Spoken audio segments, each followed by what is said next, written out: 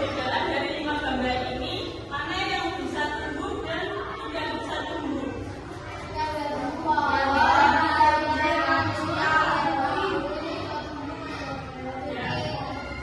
Apa saja?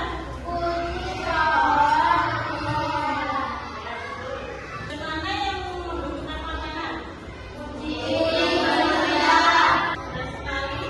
Makhluk hidup adalah memiliki ciri-ciri kehidupan. Ciri-ciri yang pertama, bernapas. Semua makhluk hidup bernapas untuk mendapatkan oksigen.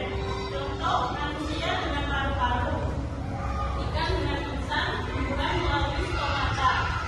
Coba pegang dada kalian dan tarik nafas. Apa tandanya bernapas?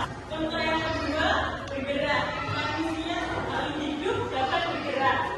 Contoh, kucing berlari, burung terbang, tumbuhan bergerak ke arah cahaya. Apakah tumbuhan juga bergerak? Yang ketiga, ciri-cirinya membutuhkan makanan. Makhluk hidup membutuhkan makanan untuk energi. Contoh, manusia makan nasi, sapi makan rumput. Yang ketiga, tumbuhan membuat makanan sendiri. Contoh yang keempat, tumbuh dan berkembang. Ini kan gambar manusia yang sudah dewasa. Ciri-ciri yang keempat itu tumbuh dan berkembang. Apakah bayi langsung menjadi besar? Nah,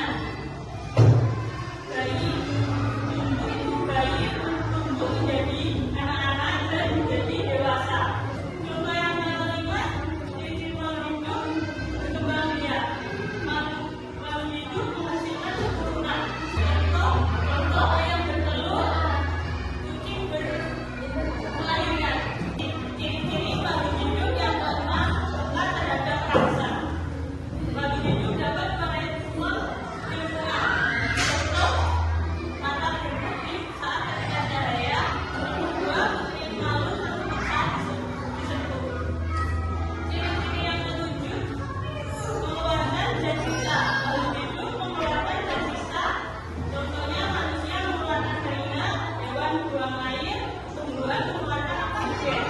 Sekarang silakan membentuk kelompok berisi 4 sampai 5 orang dan dibuat kelompok. Dibuat kebagian nomor dan membuat soal.